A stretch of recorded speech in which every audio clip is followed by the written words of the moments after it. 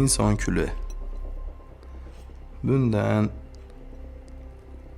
olmos yasashlari haqida bilarmidingiz?